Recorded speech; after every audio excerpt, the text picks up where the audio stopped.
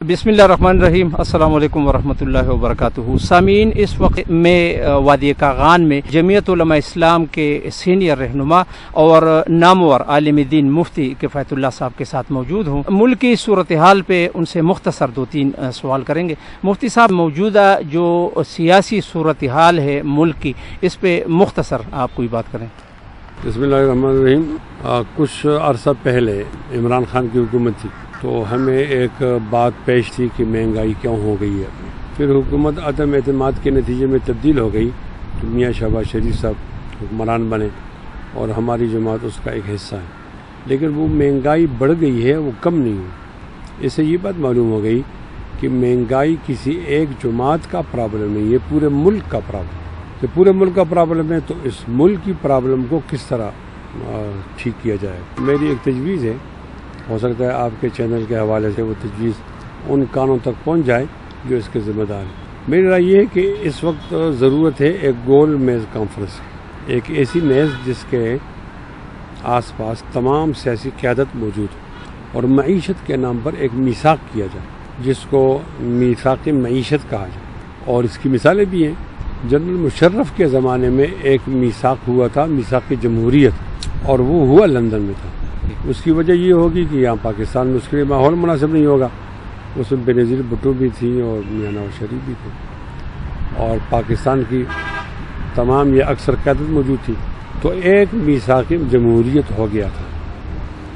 मैं इस पर तो बात नहीं करूँगा कि वो कितना कामयाब रहा हो, कितना नाकाम रहा हो, किन किन लोगों ने उस मीसाक की खिलाफ वर्जी की है, ये अलग मौजूद है। लेकिन मैं इतना ही इस्तेदलाल लेना चाहता हूँ उससे कि एक मीसाक तो हुआ है, मुखालिफिन एक दूसरे के कट्टर मुखालिफिन एक साथ बैठ और ये होता है।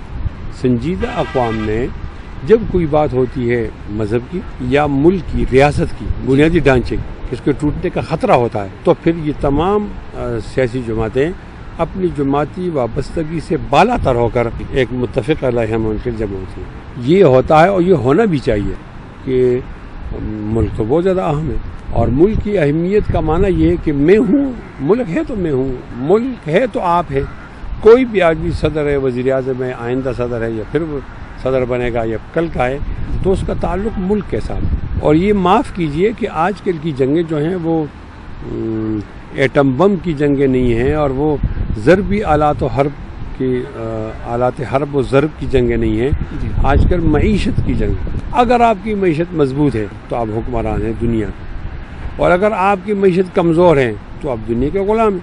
इस लिहाज से जंगें लड़ी जाती हैं, यानी आपका दुश्मन आपकी मईशत को कमज़ोर करे। वो खुदा न खासा पाकिस्तान तोड़ेगा नहीं, लेकिन मईशत की कमज़ोरी खुद ब खुद वो टूटने की तरफ चली जाती है ना। मुल्क के गोरबाचोव जब था उस वक्त रूस की यही पोजीशन थी। मईशत की कमज़ोरी की वजह से रूस तहलील हो गया और मुख्तलिफ रियासतों में बढ़ गया। हाकम बदान खुदा न करे कि ऐसा हो, लेकिन मेरी राय ये है कि हम मईशत के लिहाज से बहुत ज़्यादा कमज़ोर हैं। उस मईशत की कमज़ोरी को हटाने के लिए एक मीसाक मईशत ज़रूरी है। उसमें क्या हो कि इस मईशत को सियासत से अलग कर दिया जाए। मईशत अलग हो, सियासत अलग। कोई ऐसे बुनियादी इक़दामात उठाए जाएँ मईशत के हवाले से और उन इक़दामात को फिर कायम रखा जाए, अगली हुकूमत तब्दील न करे और ये बताया जाए कि 20 साल तक जितनी भी हुकूमतें आएंगी वो तमाम की हुकूमतें इस हमारे इक़दामात को नहीं छेड़ेंगी। और इसके लिए कानून साज़ी भी की जाए कि ये चीज़ आईन भी उसकी ज़मानत देता है कि आप इस मईशत को 20 साल तक मतलब नहीं छोड़ोगे। अब सियासत अलग हो गई, मईशत अलग हो गई। जब अगला हुक्मरान आता है तो पिछले हुक्मरान की वो माशी मंसूबों को और माशी इक़दामात को मिलिया मेर कर देता है, उससे नुकसान होता है। दोबारा आपको नए सिरे से घोंसला बनाना पड़ता है। अगला हुक्मरान आता था तो उस अगले घोंसले को जलाकर फिर नया घोंसला बनाना पड़ता था, जिससे मईशत तबाह हो गई है। मैं पाकिस्तान को अल्लाह ताला की बहुत बड़ी नेमत समझता हूँ, हर लिहाज से, एक्सपोर्ट के लिहाज से, इम्पोर्ट के लिहाज से, सरमायाकारी के लिहाज से, ज़र मुबादला के लिहाज से, ज़खायर के लिहाज से, मौसमों के लिहाज से, ज़राअत के लिहाज से और यहाँ पर मादनियात के लिहाज से। ये मैं कौन सी चीज़ें आपको गिनूँ, हर लिहाज से अल्लाह ताला की बहुत बड़ी नेमत है। कोई किसी चीज़ की कमी नहीं है। कमी अगर है तो हमारे आपस में मिल बैठने की कमी है। एक मईशत के नाम पर एक मीसाक किया जाए और उसको सियासत से अलग कर दिया जाए। सियासी लोग अपनी सियासत करें, कुर्सी की सियासत करें, मईशत को जगह पे छोड़ें। इसके लिए गोल मेज़ कॉन्फ्रेंस हो हमारे बड़े संजीदा कदम उठाएं। तो मुझे उम्मीद है کہ پاکستان معاشی لحاظ سے بہت ترقی کر رہا ہے۔ جی مفتی صاحب، معاشی حالت ملک کی پہلے بھی اتنی ٹھیک نہیں تھی، بہت برا حال تھا، لیکن پھر پی ڈی ایم کی حکومت جب آئی تو اس سے بھی وہ زیادہ حالات جو ہے نا وہ بدتر ہو رہے ہیں۔ فارن فنڈنگ کیس آیا تو مختصر اس پہ کوئی بات کرے جی۔ میرا خیال ہے ہر ایک حکمران نے اپنے 5 سال گزارے ہیں، تو اگلے 5 سالوں کے لیے آنے والی حکومت کے لیے کوئی انہوں نے راحت کا سامان نہیں بنایا، سہولت نہیں بنائی، کوئی آسانی نہیں بنائی، بلکہ ہو سکتا ہے تو انہوں نے مشکل بنایا۔ جو یہ اصطلاح ہے کہ انہوں نے ہمارے لیے بارودی سرنگیں بچھائی ہیں اور انہوں نے ان کے لیے بارودی سرنگیں بچھائیں، جس کا معنی یہ ہے کہ انہوں نے جو معاشی انحطاط تک، پستی تک جانا تھا وہ گئے، ساتھ ساتھ پھر انہوں نے اگلے لوگوں کے لیے مشکل بنائی۔ تو میں نے اس کے لیے جو تجویز دی ہے یہ اس مسئلے کا حل ہے۔ فارن فنڈنگ کی آپ نے بات کی ہے، تو فارن فنڈنگ تو ہمارا ایک بہت پرانا دعویٰ تھا، یہ اس کی ایک دلیل ہے۔ ہمارا دعویٰ یہ تھا کہ جو عمران خان ہے یہ میڈ ان پاکستان نہیں ہے، یہ made in U S A ہے، یہ میڈ ان لندن ہے، اور یہ مغربی آقاؤں کے حکم پر چلنے والا آدمی ہے۔ میں اس کی مزید وضاحت کروں گا کہ جو لوگ ہمارے پاکستان کے مخالف ہیں اور ہمارے اسلام کے مخالف ہیں، وہ ان لوگوں کا یہ نمائندہ خفیہ اور آیا ہے وہ سیاست کے عنوان سے۔ ہمارے پاس پہلے جو دلائل تھے وہ مضبوط دلائل تھے۔ مثال کا ایک دلیل یہ تھی کہ انہوں نے کہا کہ پاکستان 3 ٹکڑے میں تقسیم ہو جائے، یہ تو مودی بھی نہیں کہہ سکتا جو اس نے کہا۔ دوسری دلیل یہ کہ انہوں نے کشمیر کو بیچا، کشمیر کو بیچنا پاکستان کو کمزور کرنے کے مترادف ہے۔ اور تیسری دلیل یہ ہے کہ انہوں نے انڈیا میں جا کر مانا ہے کہ آپ کے خلاف جتنے بھی کارروائیاں ہوئی ہیں وہ ہم نے کی اور ہم آپ سے معافی مانگتے ہیں، اب سے غلطی ہوگی۔ اور چوتھی دلیل یہ ہے کہ وہ جو ابھی لندن آیا تھا اس کو انہوں نے بڑی عزت کے ساتھ واپس کر دیا، اور پھر قانون سازی کی کلپوشن کے لیے۔ تو یہ تمام چیزیں اس بات کی طرف جاتی ہیں کہ اس کے تمام اقدامات ملک کی سالمیت کے خلاف ہیں۔ اب فارن فنڈنگ کیس نے اس پر مہر لگا دی ہے، اس طرح کی مہر کہ وہ اس کا پیسہ بھی باہر کا ہے۔ تو ظاہر ہے جب کوئی آدمی آپ کو پیسہ دیتا ہے تو مفت میں تو نہیں دیتا، وہ آپ سے اپنے مقاصد حاصل کرنا چاہتا ہے۔ ان کے مقاصد وہ پاکستان کے خلاف ہیں، اسلام کے خلاف ہے۔ خدا نخواستہ اگر اسلام کی عمارت پاکستان میں زمین بوس ہوتی ہے اور پاکستان کی عمارت زمین بوس ہوتی ہے تو اس ایسی سیاست سے تو نفرت کرنی چاہیے۔ فارن فنڈنگ کیس میں ہم اور زیادہ مطمئن ہو گئے کہ ہم نے جس پر انگلی رکھی تھی ہماری انگلی ٹھیک تھی، ہمارے دلائل مضبوط ہیں، ہمارا دعویٰ ثابت ہوا کہ عمران خان کی سیاست وہ ملک کی سالمیت کے خلاف ہے اور اسلام کے بھی خلاف۔ ٹھیک ہے جی، پی ڈی ایم کے مستقبل کو آپ کس طرح دیکھتے ہیں؟ تو اگر عمران خان اسی طرح وہ رہا سیاست میں تو پی ڈی ایم تو مضبوط ہوگی۔ اگر عمران خان کا نام سیاست میں ختم ہو گیا تو پھر خطرہ ہے کہ پی ڈی ایم تقسیم ہو جائے۔ مفتی صاحب، ختم نبوت کی مد میں آپ کا بہت بڑا نام ہے، اور بھی بہت سارے نام ہیں جو عقیدہ ختم نبوت کے لیے دن رات سرگرم عمل ہے، لیکن آپ کا نام بھی ان ناموں میں سر فہرست لکھا جائے گا، اور آپ نے جو قربانیاں دی ہیں ختم نبوت کے لیے وہ ساری دنیا پہ آیا ہیں۔ تو مختصر ختم نبوت کے عقیدہ پہ کوئی مختصر سی بات کریں۔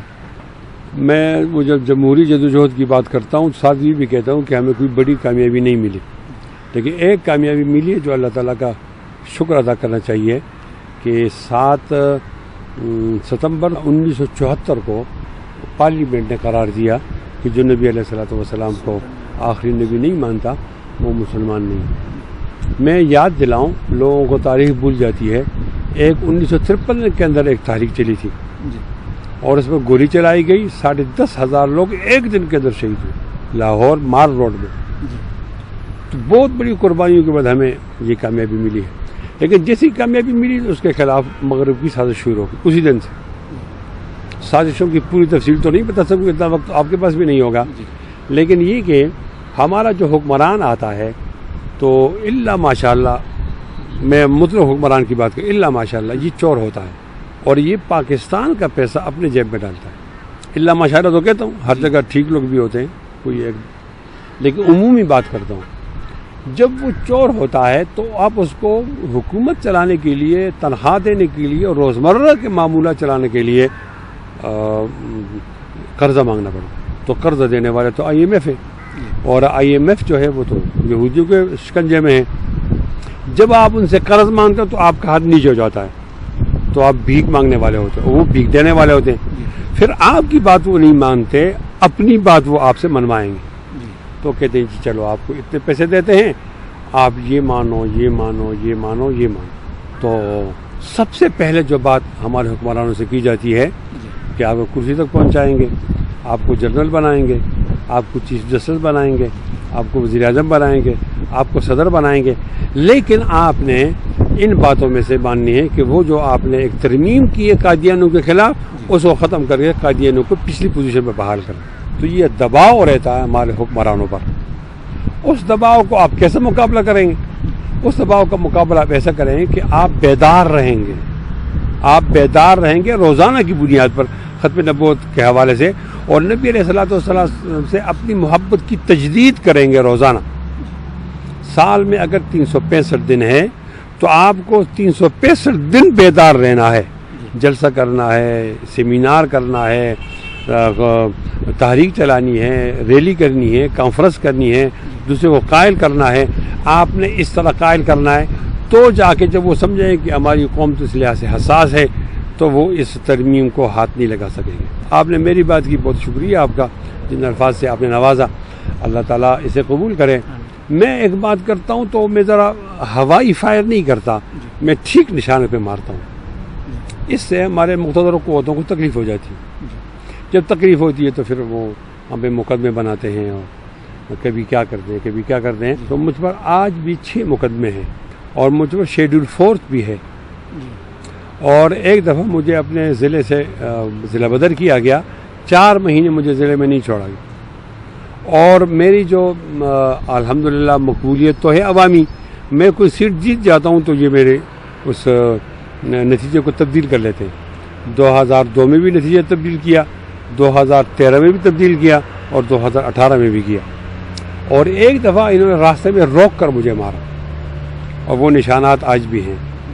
اور 5 دفعہ میں جیل گیا ہوں، اور پچھلی دفعہ جو جیل گیا ہوں وہ 3 مہینے روپوش رہا اور 3 مہینے میں نے جیل میں گزارے. غالباً مجھے اس بات کی سزا دیتے ہیں کہ میں ان کو ہدف نہ بناؤں، میں ان کو ہدف نہ بناؤں، اور اس نہ بنانے کے بدلے میں ہو سکتا ہے وہ مجھے کچھ پیشکش بھی کریں کہ آپ کو وزیر بناتے ہیں، وزیر اعلیٰ بناتے ہیں، آپ کو قومی دیتے ہیں، صوبائی دیتے ہیں یا آپ کو پیسے دیتے ہیں.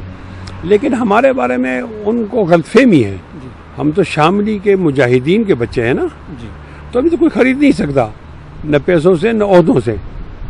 ہمیں خریدنے کا ایک ہی طریقہ ہے جو میں آپ کے چینل سے بتاتا ہوں کہ آپ مقاصد میں خریدو، بھائی پیچھے ہٹ جاؤ ختم نبوت میں، بس ہم آپ کے ہیں. کوئی ذاتی لڑائی تو ہے نہیں. ہم احترام کرنا چاہتے ہیں اپنے حکمرانوں کے، مستقل حکمرانوں کے بھی، عارضی کے بھی، لیکن ہمارا احترام نبی علیہ الصلوۃ والسلام کے احترام سے جڑا ہوا ہے. آپ نبی علیہ الصلوۃ والسلام کا احترام کریں گے، ہم آپ کا احترام کریں گے. اور اگر آپ نبی علیہ الصلوۃ والسلام کے احترام کے لیے تیار نہیں ہو مغرب کے کہنے پر، اور روزانہ کی بنیاد پر آئے روز آپ پریشانی بناتے ہو ختم نبوت کے حوالے سے، تو جب آپ نبی علیہ الصلوۃ والسلام کے احترام کے لیے تیار نہیں ہو تو بخدا ہم بھی آپ کے احترام کے لیے تیار نہیں ہیں. ہم ایسے قانون کو، ایسی زمین کو اور اس طرح کے قواعد ضوابط کو ماننے کے لیے تیار ہیں جو نبی علیہ الصلوۃ والسلام کے احترام سے جڑے ہوئے ہیں. اگر کوئی آدمی یہ سوچے گا کہ ہم دباؤ کے ذریعے اور آنکھیں نکال کر اور مار کر اور سولی پہ چڑھا کر اور قتل کر کے جیل میں ڈال کر ہتھکڑی ڈال کر ہم ان کو ختم نبوت کے مقاصد سے دور رکھیں، تو ان کو آپ کے حوالے سے چینل میں بتاتا ہوں کہ این خیال استو محال استو جنوں. میں اس موقع پر ایک شعر کہہ گئے. آپ کے اس انٹرویو کا وہ جو آخری سوال ہے اس کا اختتام اچھی طرح ہو جائے. ہم ان کو یہ پیغام دیتے ہیں کہ وفا کرو گے وفا کریں گے، جفا کرو گے جفا کریں گے، کرم کرو گے کرم کریں گے، ستم کرو گے ستم کریں گے. ہم آدمی ہیں تمہارے جیسے، جو تم کرو گے وہ ہم کریں گے. بڑی مہربانی جی. یہ تھے جی جمعیت علماء اسلام کے مرکزی رہنما اور نامور عالم دین مفتی کفایت اللہ. نوشیروان عادل، ANN نیوز، ملکنڈی، وادی کاغان.